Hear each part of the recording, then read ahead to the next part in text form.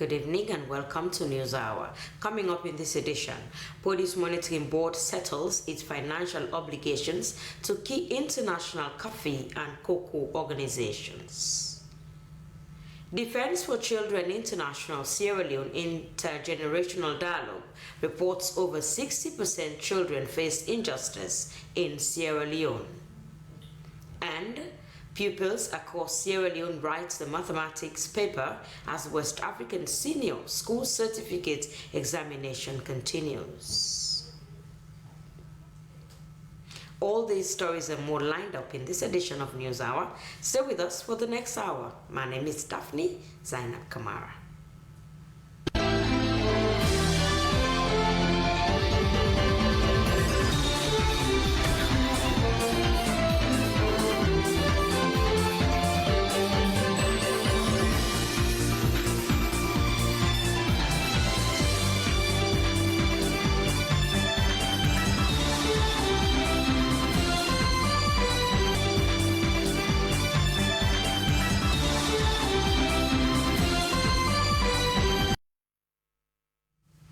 First on News Hour tonight, the executive chairman of the Produce Monitoring Board, Raymond Carter, has disclosed that the government, through the board, has successfully settled its financial obligations to the Inter-African Coffee Organization, International Cocoa Organization, and the International Coffee Organization.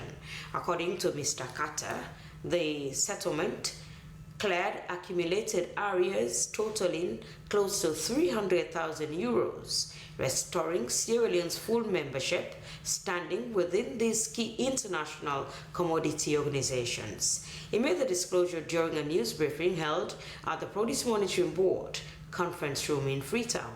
Ibrahim Samora was in attendance and now reports.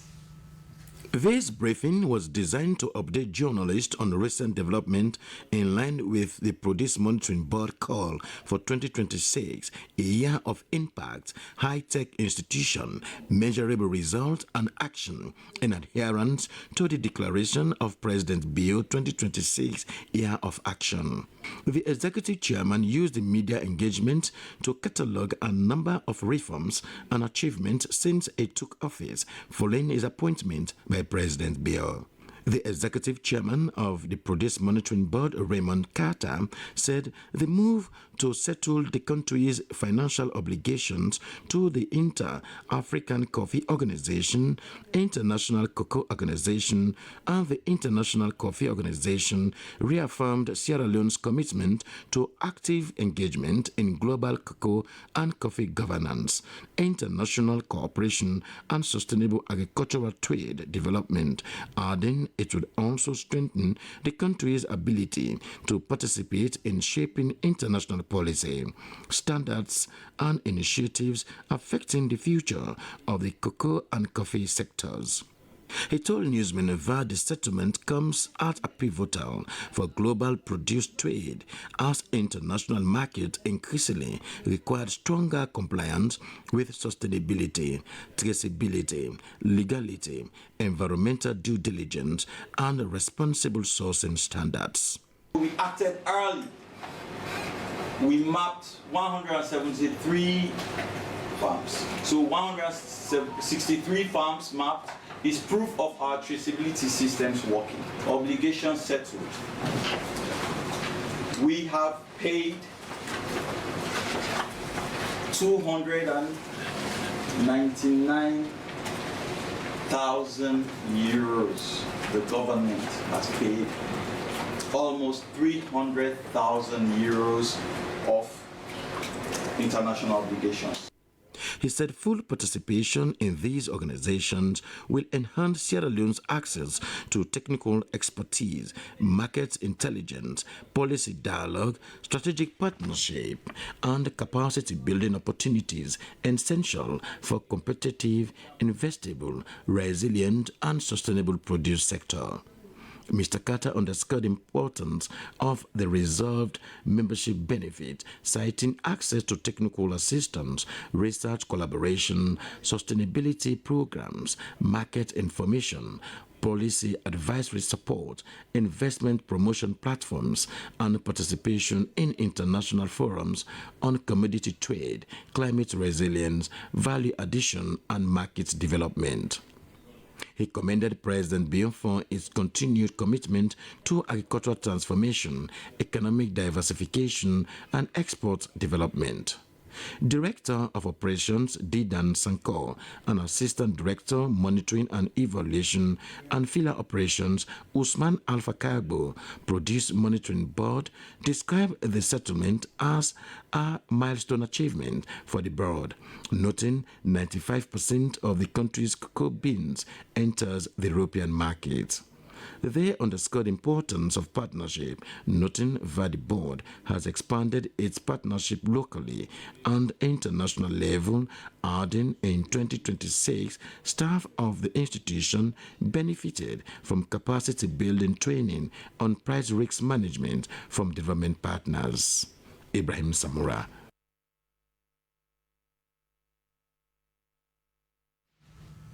Defense for Children International Sierra Leone convened an intergenerational dialogue on access to justice for children with specific spotlight on girls. According to the director of DCI, over 60% of children face injustice in Sierra Leone.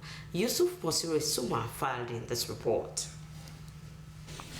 The dialogue, focused on a research conducted by Defense for Children International, is to improve in and assessing access to justice for children in conflict with the law in Sierra Leone. The dialogue brought together children and youth, legal officers from the Sierra Leone Police Family Support Units, child protection advocates, the media, influencers, and traditional leaders. A central part of the dialogue placed a spotlight on girls' experiences within the justice system and how children in conflict with the law often encounter additional challenges, including intimidation, stigmatization, limited access to gender-responsive support services, and gaps in data that reflect their specific needs. The discussions were also focused on barriers children and young people face when interacting or come in conflict with the law and justice system. Milicentia Boateng is a young researcher for Defense for Children who was part of the research team, said in the research, delay in the justice system for young people is one of the key findings. Another thing that happened is some of the kinds of treatments that occur inside of these facilities with people who are justice actors, who are actually supposed to be protectors of the dignity and rights of these young people that come in contact with these systems. So all of these things are findings that we got from this research. She further said, at the end of the research, they are hoping for an improved facilities and situations of young people who come in contact with the law. The research was done in western urban and rural districts, Kenema, Bo, Podium, amongst others. The Deputy Head Family Support Unit CID Headquarters, Betty Josephine Johnson Williams, said some of the children, especially the girls, who come in contact with the law are not accompanied when their cases are reported to the unit. She gave an assurance to Defense for Children and participants that the police will continue embarking on more regional awareness and sensitization. We go to communities, we go to cities, and even we talk to our coordinators in the province to do sensitization for them to know what is happening with children, even in the schools. They go to communities, yes. And the children too, they come out, they talk, they tell us. We know their problems, we know their constraints. So from there, we know what to do when a complaint comes from a child that he or she has been abused or whatever. We know where to start and we know how to handle for them. Abdul Manaf Kemokai is the executive director of DCI. He described injustice as violation. He said the injustice rate against children is over 60% and it is on the increase in the country.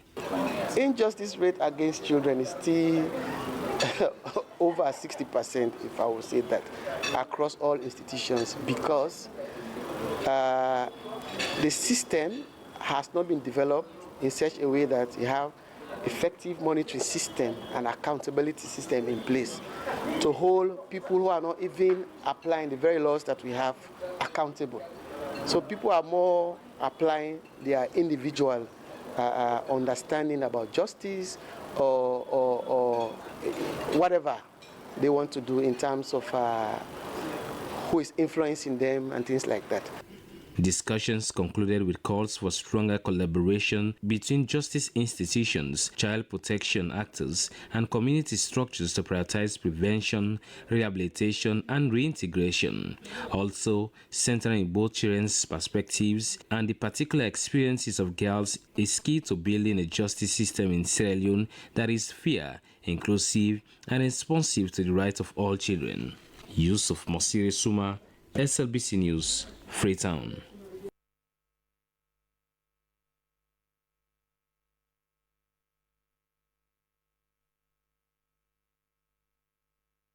Pupils across Sierra Leone wrote the mathematics paper as the West African Senior School Certificate examination continues. Emmanuel Williams reports. The West Africa Senior School Certificate Examination, conducted by West Africa Examinations Council, is a major academic assessment that determines the future of thousands of secondary school pupils across Sierra Leone. Mathematics, being a core subject, remains one of the most important and challenging papers for pupils. At the Huntingdon Secondary School and Community Education Centers, candidates were seen arriving early, going through final preparation before entering the examination hall. The atmosphere was calm but tense as candidates focused on their papers under strict supervision from invigilators and supervisors. As a teacher, you need to know the rules and regulations, and you need to be a master of transparency and less corruption.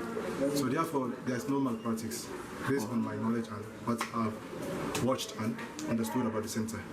We are observing the rules and regulations given to us by Ministry and WAEC. So the center is that much cool. The only issue that we have is time management because the students, most of them, they stay far. Examination officials ensured that rules and regulations were strictly followed with proper checks conducted before and during the exam. Now, no problem. As you can see, the candidates are taking their exam in a peaceful condition, no problem for now. The WAS examination continued in the coming days with other core and elective subjects. For LCBC News, Emmanuel Williams reporting.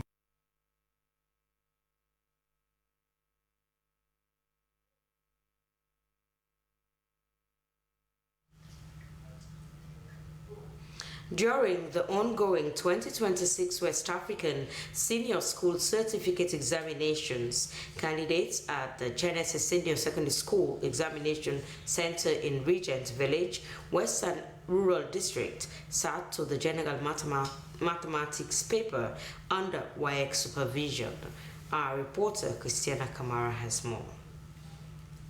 The center registered over 300 candidates drawn from Solomon Ekuma Berewa Senior Secondary School, Mountain Rural Senior Secondary School, Great School of Science Senior Secondary School, and Genesis Senior Secondary School.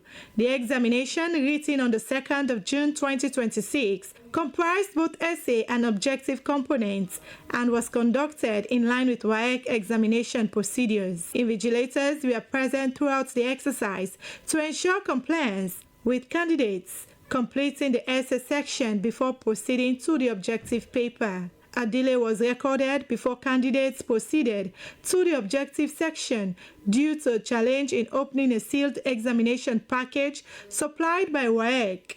According to the center supervisor, Patrick Bremer, the correct opening code was not initially provided, affecting the timely continuation of the paper. He said that the matter was reported to WAEC authorities, after which instructions were issued for the package to be torn open to allow the examination to proceed. The delay lasted for over an hour before candidates continued with the objective paper. Mr. Bremer confirmed that the examination eventually resumed and was completed without further interruption under normal supervision arrangements. He also referenced the ongoing curriculum reforms introduced by the Ministry of Basic and Secondary Education for Senior Secondary School 1 to 3, noting that the revised curriculum focuses on competence-based learning and continuous assessments to improve academic outcomes. I believe it affected them because like within last year, but before that, year before last, they told us we are going to continue the old curriculum. so that those in SS3 by then will have finished ended up with the old curriculum. So that those who came SS1 and 2 would have continued with the new curriculum. But as we went along, we said, well, we should go back to the old one. Even we set ourselves here in this school, we went back to the old curriculum. So I want to believe, and clarification was made by the ministry, which we were expecting that they would have done, So I really believe that that's affected the kids. He further emphasized the importance of collaboration among teachers, parents, and school authorities, and highlighted the continued role of after-school lessons in strengthening performance in core subjects such as mathematics and English language. The 2026 West African Senior Secondary School Certificate Examination continues across Sierra Leone under WAEC supervision. SLBC News are in Freetown. Christiana Kamara reporting.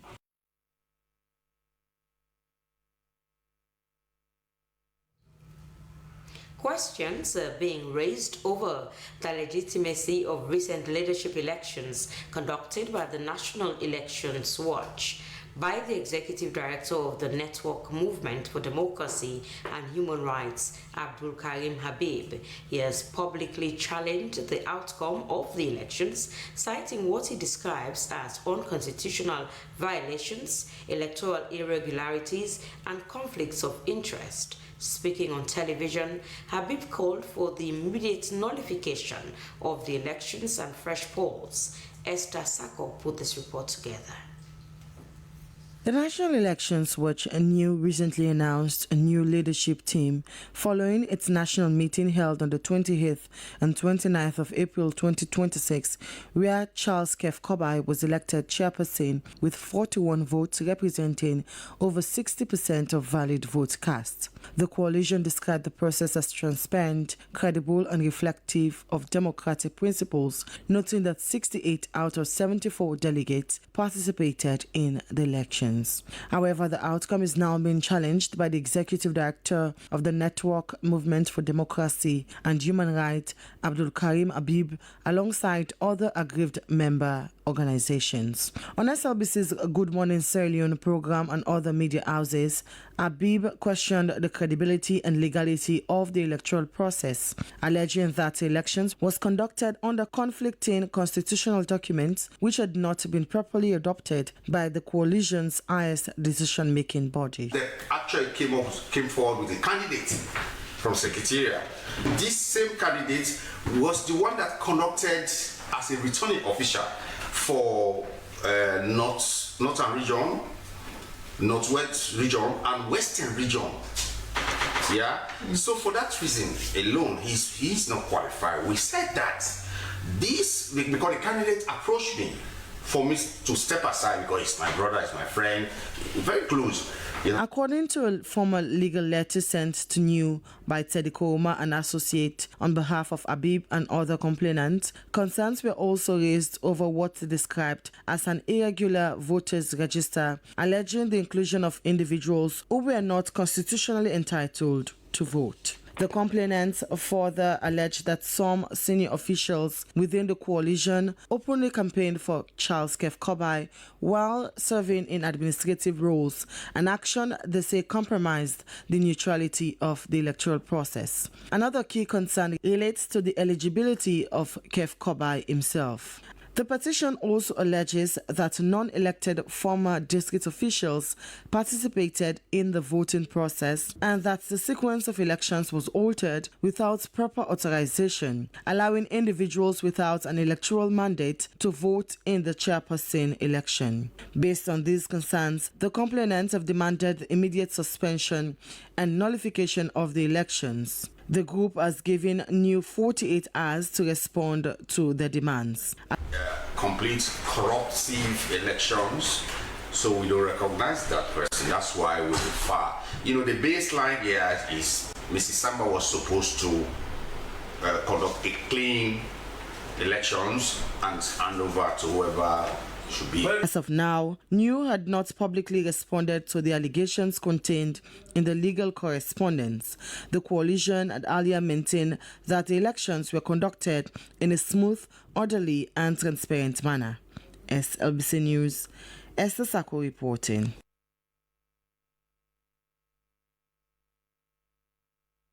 21-year-old Abubakar Kale, a student, has been committed to the High Court by Magistrate Mustapha Brahmajar of Fademba Road Court Number 1 to answer to a charge of murder contrary to Section 1 of the Offences Against the Person Act 1861 as repealed and replaced by Section 1A of the Schedule of the Abolition of the Death Penalty Act 2021. Mohammed Kuruma tells us more.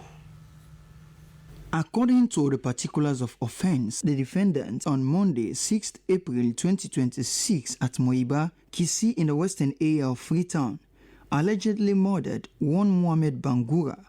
No plea was taken as the matter is before the court by way of committal proceedings.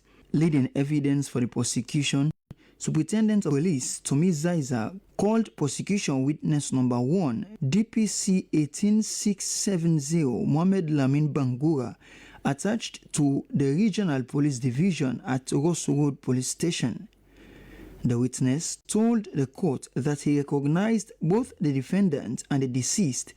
He called that on 8th April 2026, while on duty at Ross Road Police Station, he received a case and inquiry file transferred from the Moiba Police Post. The file contained a police medical request form, a Ministry of Health referral form. He further stated that on 9th April 2026, in the presence of Sergeant 8602 A.K. Kaifala, he obtained a voluntary caution statement from the accused in Creole, which was recorded in English. He said at the conclusion of the statement, it was read over and explained to the defendant, who admitted it to be true by affixing his right thumbprint. He added that the statement was witnessed by the investigator and signed by the witness as recorded. The statement was produced and tendered in court as part of the prosecution's evidence. The witness said that on the 8th April 2026, he wrote a request for a post-mortem examination on the remains of the deceased. The request was produced and tendered in court. He added that on the same date, together with Scenes of Crime Officer Inspector M.S. Kamara, he witnessed the post-mortem examination conducted by Dr. Simeon Uwisko-Oma. Following the examination, the doctor issued a cause of death certificate, which was also produced and tendered in court as evidence. DPC Bangura further testified that on the 27th April 2026, he compiled and forwarded a report on the alleged offense of murder to the Office of the Director of Public Prosecutions for legal advice. On 5th May 2026, he received advice from the DPP directing that the defendant be charged with murder. Both documents were produced and tendered in court. He said that on the 11th May 2026, together with Sergeant Eke Kaifala, he formally charged the accused with murder using the same procedure adopted in obtaining the voluntary caution statement. The charge statement was witnessed, signed, and subsequently produced and tendered in court as part of the prosecution's evidence. The witness was cross-examined by defense counsel Muke Amara. At the close of the prosecution's case, CPS Tomi Zaiza informed the court that the prosecution had led sufficient evidence. Having carefully considered the evidence adduced before him, Magistrate Brahmajar ruled that the prosecution had established a prima facie case against the defendant and consequently committed Abubakar Kale to the High Court for trial on the charge of murder. For SLBC, Mohammed Kouma reporting. The Electoral Commission for Sierra Leone, ECSL, has continued its stakeholder engagement tour with a visit to the Ministry of Social Welfare and the National Commission for Persons with Disability in Freetown. Howell Williams has the details. I requested that my first formal engagement be with this commission because it signals a fundamental truth. No democracy is complete when any citizen is left behind. The event was attended by the Minister of Social Welfare, Madam Melrose Carminti, ECSL Chairman and Chief Electoral Commissioner, Mr. Edmund Sylvester Alpha, commissioners, senior government officials, and members of the media.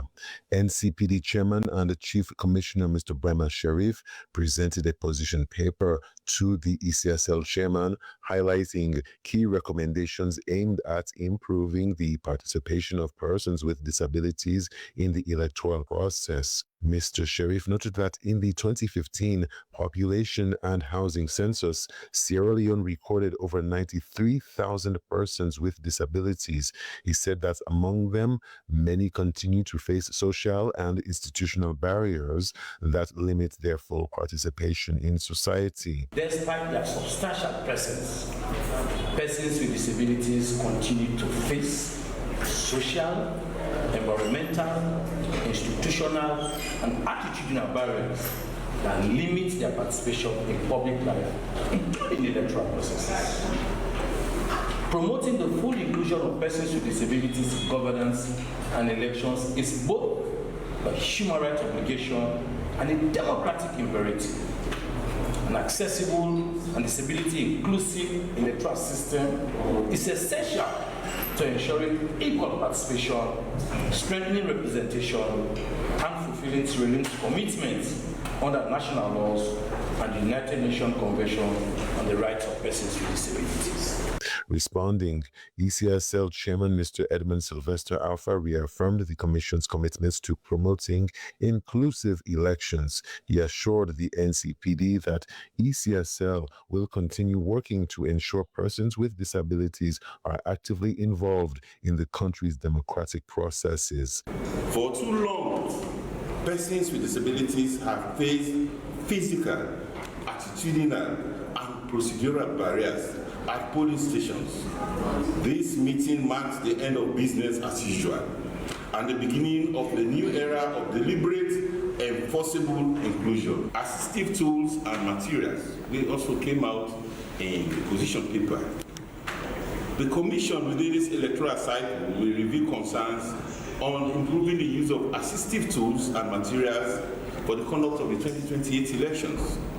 That is tactile ballot guide and possible introduction of Braille and other audio tactile interfaces. The Minister of Social Welfare, Madam Melrose Carminti, noted that ECSL's visit was timely and thanked them for listening to the concerns of persons with disabilities. She described the engagement as an important step towards strengthening inclusion and equal participation.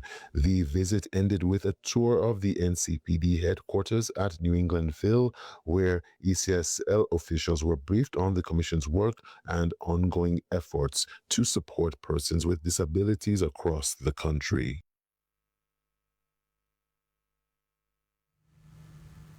Following the recent collapse of a 5-story building on Kissy Road, members of the Sierra Leone Institute of Architects and the Sierra Leone Institution of Engineers visited the site alongside members of the media to assess the situation and engage the public on the causes of recurring structural failures. Esther Susanette Bassi reports.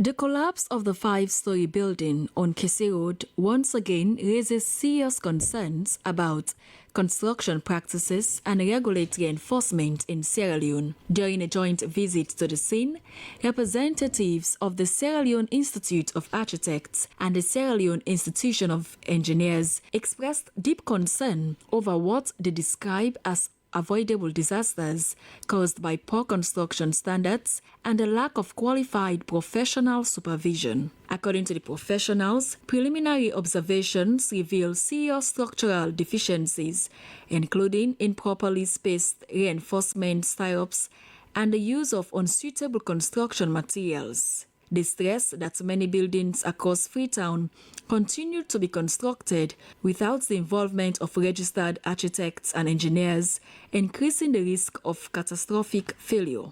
Speaking to the media, leaders of both institutions note that the current legal framework governing construction remains outdated, with the Freetown Improvement Act of 1960 no longer capable of addressing modern urban development challenges. Contractors should take liability for this sort of construction because this kind of construction is a quack kind of construction. It shows that the person does not really understand what he was doing.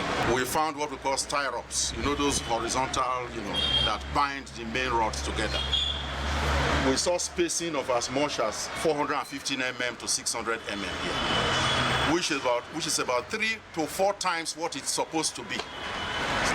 On the average, it should be by 150 mm, the spacing.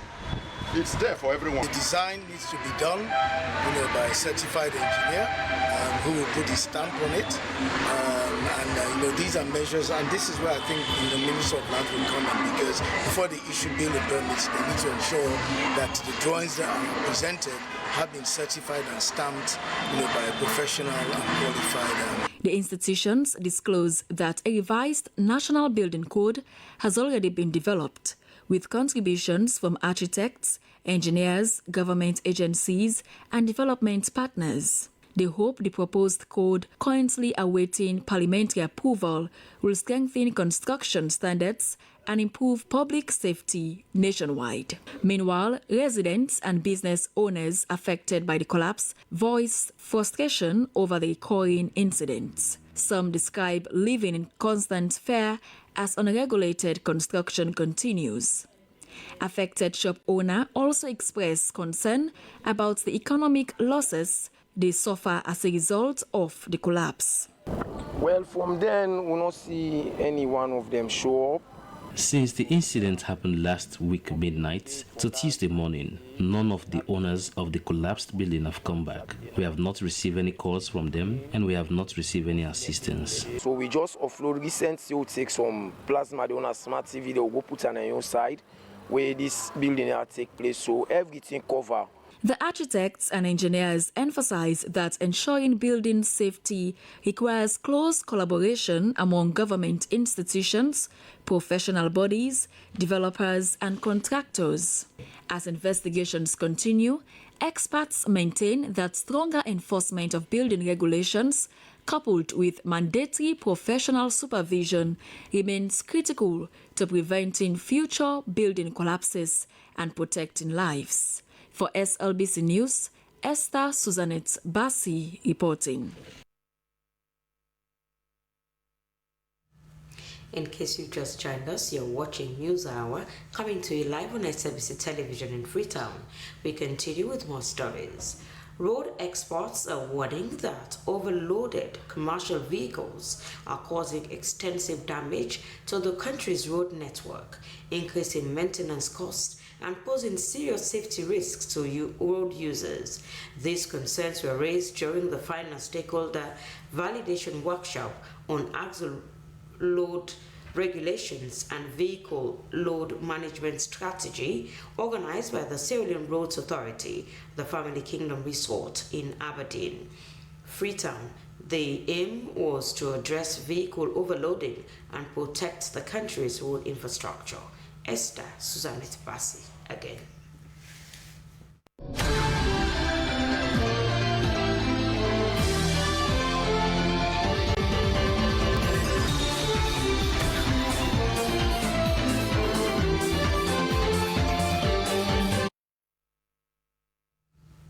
We apologize. We'll bring you that news report later on. The National Minerals Agency has received 31 motorbikes from the German Development Agency, GIZ, to improve monitoring and regulatory compliance in the country's mining sector. Emmanuel Williams reports. Sierra Leone is endowed with mineral resources such as diamond, gold, and bauxite, making the mining sector a key contributor to the country's economy. However, effective monitoring and regulatory compliance, especially in remote mining communities, remain a challenge. To address this challenge, GIZ has been supporting the National Minerals Agency with mobility tools for field officers. In December last year, the GIZ donated 15 motorbikes to the agency, and now an additional 16 motorbikes have been handed over, bringing the total of 31 motorbikes. The motorbikes will enable field officers to easily access hard-to-reach communities, monitor mining activities, and ensure compliance with mining laws and environmental standards. Of the Ministry of Mines and the National Minerals Agency, we want to thank GIZ for your continued support to improving mineral sector governance in this country. As you rightly mentioned, in December we were here again. You donated 15 motorbikes to support the work we do in our regional offices, and you did mention that based on our requests, you're going to do further support. We're here today to receive 16 bikes. As my colleague mentioned, Sati, these motorbikes will be used exclusively to improve mineral sector governance in our country. They will be used in the regional offices. Officials say the support will also help reduce illegal mining, improve revenue collection, and promote responsible mineral resource management. The German Development Agency, GIZ, is a key partner to the National Mineral Agency in supporting governance, environmental protection, and sustainable development in Sierra Leone. The bikes are purely for supporting or strengthening the compliance regime, the mineral sector compliance regime, especially for the artisanal and small-scale mining. We want to support the mine compliance officers at the NMA to better monitor environmental compliance, and efforts around reduction of mercury in gold extraction, efforts around precious metal smuggling, and related illicit financial flows. So that's why we are donating this bike to the National Minerals Agency. Last year, the National Mineral Agency says it remains committed to ensuring transparency, accountability, and sustainability in Sierra Leone's mining industry. For LCBC News, Emmanuel Williams reporting. First Bank Sierra Leone has expressed strong interest in supporting Sierra Leone's infrastructure development. The bank's Group Chief Executive Officer, Olusegun Alebiosu, made this commitment during a courtesy visit to President Julius Maada Bio at State House. He says the bank is ready to introduce innovative financing solutions to help drive investment and economic growth. Margaret Senge reports. The discussion between President Julius Maada Bio and a high-power delegation from First Bank Sierra Leone at State House focused on investment opportunities in the country's infrastructure sector. Introducing the delegation, Minister of Finance Sheku Fantamadi Bangura described the team as experienced financial leaders with a strong presence across West Africa. He said government has been engaging the bank on ways to attract investments, create opportunities, and strengthen Sierra Leone's economy. I see he's a very well-placed financial experts in the sub-region. Discussions have been very productive on what they are doing in the country, what they hope to do in terms of pipeline. And I believe they are well-placed to support us in development aspirations, but also taking to innovative solutions in ways that are asking us to think about speed. Speaking on behalf of the delegation, Group Chief Executive Officer of First Bank Group, Olusegun Alebiosu, reaffirmed the bank's commitment in supporting Sierra Leone's development agenda. He said First Bank is ready to work with government and other partners to develop initiative financing models that can unlock investment and accelerate infrastructure development. According to him, Strategic investment in infrastructure can boost economic growth, create jobs, and improve the lives of citizens. We're interested in supporting that road, power, electricity, if we need that to be, development of other infrastructure and mines that we might want to do. We'll see how we jointly accelerate development at this point. President Bio welcomed the bank's interest and praised the private sector's role in national development. He reiterated his government's commitment to creating an environment that encourages investment and sustainable economic growth. Lately, I've been talking to the minister and other ministers about innovative financing, especially working with the private sector. As you know, the window for ODA is almost closed. We are all having to cater for ourselves around the world, and the human being is most ingenious when we are challenged.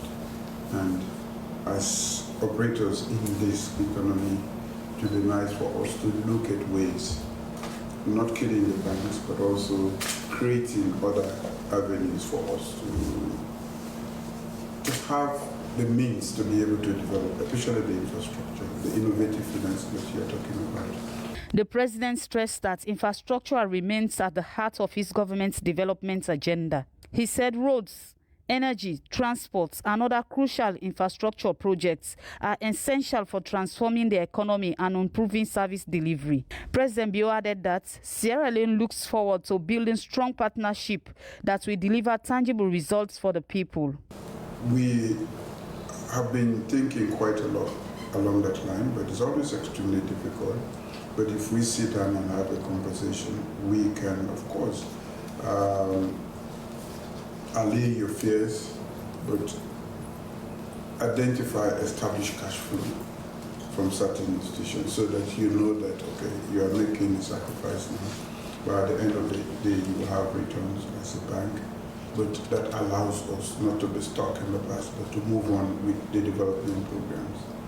And of course, we have also come to realize that infrastructure has a multiplier effect. It is the basic for development. I mean, infrastructure, meaning everything from electricity, water supply, and roads and bridges. We are in the middle of those things, but we need to do them consistently for a very long time before we start to see the benefit. Founded in 1894, First Bank is Nigerian's oldest financial institution and one of leading banking groups in West Africa. The bank says it is optimistic that the partnership with Sierra Leone will help introduce new financing opportunities to support the country's infrastructural drive. For SLBC News, Margaret Senger reporting. Well, from news around the presidency, we go over to a segment and we bring you the international news update. Hello and welcome to the international news with me, Esther Suzanette Bassi. The U.S. military has said it launched self-defense strikes on Iran overnight and shot down ballistic missiles and drones fired at ships and Gulf countries. The strikes on Qasem Island in the Strait of Hormuz were in response to attempted attacks by Iran across the Middle East, U.S. Central Command said. Iran said it had attacked U.S. bases and helicopters in a regional country using missiles and drones in retaliation. U.S. Central Command had earlier said it had struck and disabled an unladen oil tanker that was sailing towards Iran as part of the U.S. naval blockade on the Strait of Hormuz, which began on 13 April. Iran's Islamic Revolution Guard Corps said disrupting the security of the Strait of Hormuz will carry a heavy price for the aggressive U.S. military. Ukraine has carried out a strike on the outskirts of Russia's St. Petersburg as for the opening of a major economic forum designed to attract foreign investment into the country. Local authorities said air defenses shot down 59 drones overnight and that 3 different districts of St. Petersburg had been hit, although no one was killed. Kremlin spokesman Dmitry said Moscow would respond to the strikes. The St. Petersburg Economic Forum, once dubbed the Russian Davos is a flagship event on the Russian political agenda. Until Moscow launched its full-scale invasion of Ukraine in 2022, it used to be attended by high-profile Western delegations, including CEOs and heads of state. This year, for the first time in nearly a decade, a low-key U.S. delegation is also due to participate in the forum. At least 21 people have been killed and many others injured after a fire tore through a multi-story building in South Delhi, police in India's capital city. Many of the victims were foreigners, including people from South Asian and African countries who had traveled to India for medical treatment to accompany relatives undergoing care. The blaze is one of the deadliest in recent years in the Indian capital. Delhi ministers said authorities were investigating whether the building had the necessary permissions to operate as a bed and breakfast facility, adding that those found responsible for any violations would face criminal action. A shopkeeper who runs a quilt store opposite the building said he spread quilts on the ground below to cushion people attempting to jump to safety. At least 2 people died after anti-immigrant protests in South Africa's Western Cape this weekend turned violent. Foreign nationals in the country are seeking shelter in community centers, while others are leaving the country. Foreign nationals along the coast of South Africa's Western Cape are also fleeing their homes after a weekend of anti-immigrant violence, after one citizen-led organization demanded that undocumented foreign nationals exit South Africa by June 30. There have been reports of vigilant groups checking the documentation of foreign nationals and forcing small businesses run by non-South Africans to close. Well, that's it for the international news updates from the Sierra Leone Broadcasting Corporation Television.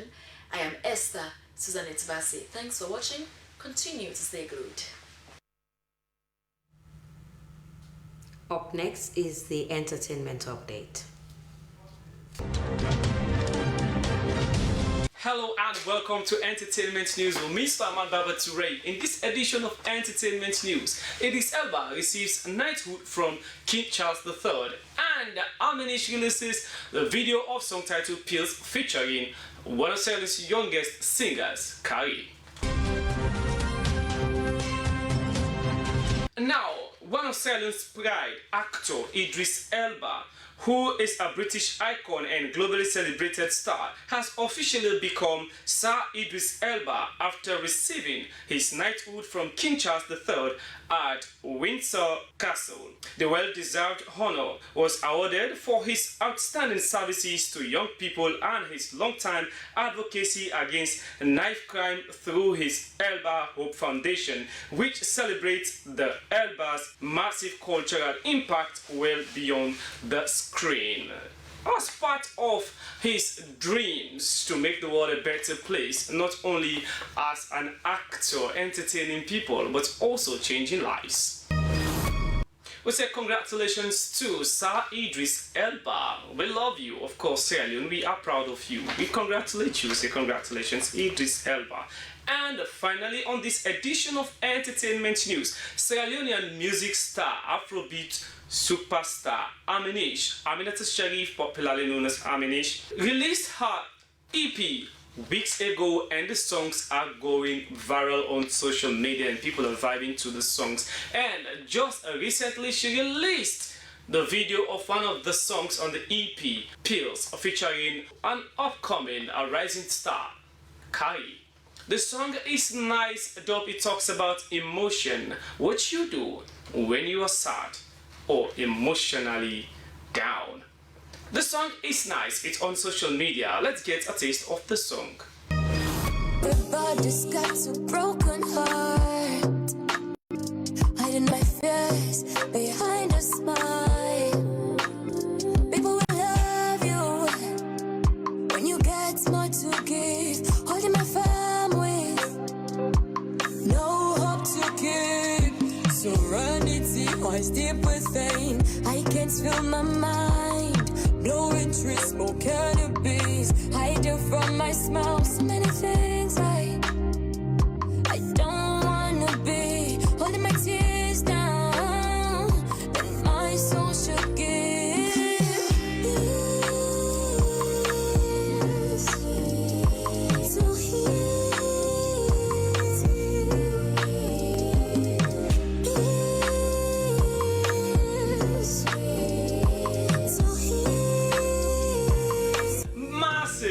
massive and a good convo. This is a nice collaboration.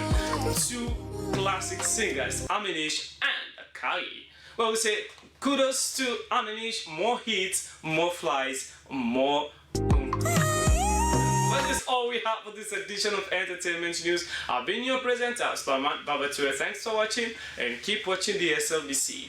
Bye-bye.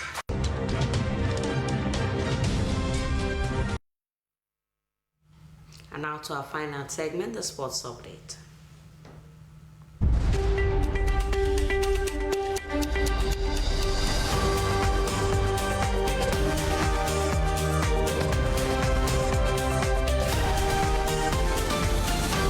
The sporting updates that keeps you in the know, and thank you so much for joining us. And in today's edition, we begin with volleyball.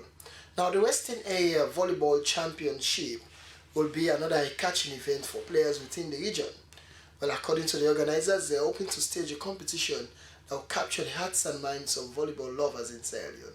And Sumana Bangwa is the head coach of Foshan's Volleyball Club, the team with a back-to-back triumph. He explained more to SLBC. They just told the line, as you rightly mentioned, the likes of the Patrick Lombe, the Abubakar, the Ishmael Bangura. Yeah. You know, volleyball, we've always been producing quality players that represent Sierra Leone in and out of Sierra Leone, and we're bringing Lawrence. Imagine, like last year, you know, you can't imagine what volleyball, how many championships we participate internationally, and we participate in 3 different international championships. We won 2 gold, and the other one we come with silver. So could you just imagine if volleyball is getting all the support in the world that we need, or maybe just half of it? You know, could you imagine what we could do representing Sierra Leone out of Sierra Leone?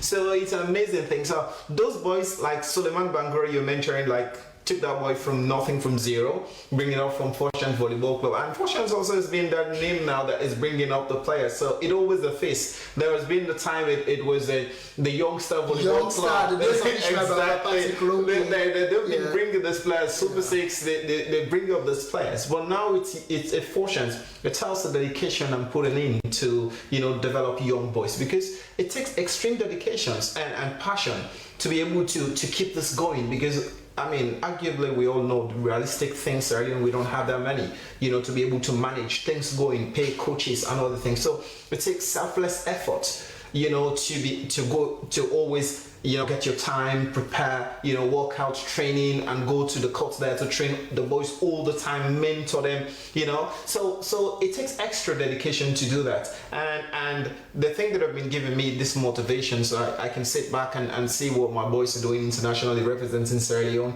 and bringing those goals. And then you sit back and say, you know, this, what you're doing is not going in vain.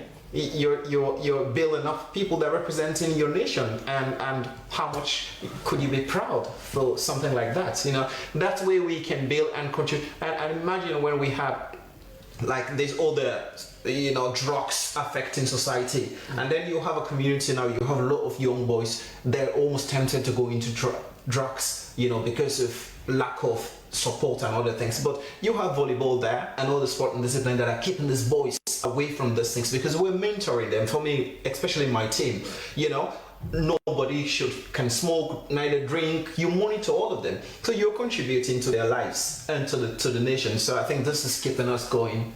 Now, in another development, the head coach of the senior national men's team, I mean the caretaker coach John Kister, has commenced training with a couple of home-based and foreign-based players at the SLFA Secretariat. Leon Stars caretaker gaffer John Kister has commenced training with home and foreign-based players ahead of the double-header international friendlies against Liberia. The match is scheduled for 6th June 2026 at the Southern Arena in Bo, while the reverse fixture will be played on the 9th of June 2026 at the SKD Stadium in Liberia. Although classified as friendly encounter, the match carries significant importance as FIFA recognizes fixtures that will impact the world rankings of both nations. They will also serve as key preparations for the Total Energies 2027 Pamoja AFCON qualifiers. Some foreign-based players are said to have been arrived in camp, while expecting others to join for full-time training as momentum builds ahead of the upcoming FIFA-sanctioned international showdown against the Lone Stars of Liberia. Sierra Leonean football fans are open to see the very best from the Stars of Sierra Leone. Ends your update, and thank you so much for watching.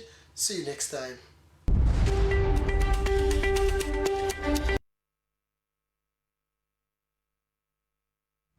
And now to end the news, the main points again.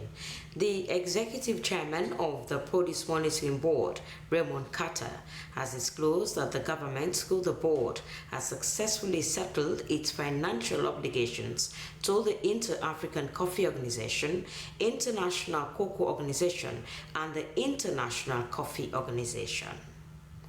Defense for Children International Sierra Leone has convened an intergenerational dialogue on access to justice for children with specific spotlight on girls. According to the director of DCI, over 60% of children face injustice in Sierra Leone. And pupils across Sierra Leone wrote the mathematics paper as the West African Senior School Certificate examination continues. Well, that's how we wrap up this edition of News Hour from the Sierra Leone Broadcasting Corporation. I've been your news anchor, Daphne Zainab Kamara. Thanks for joining us. Keep watching the SABC. Good night.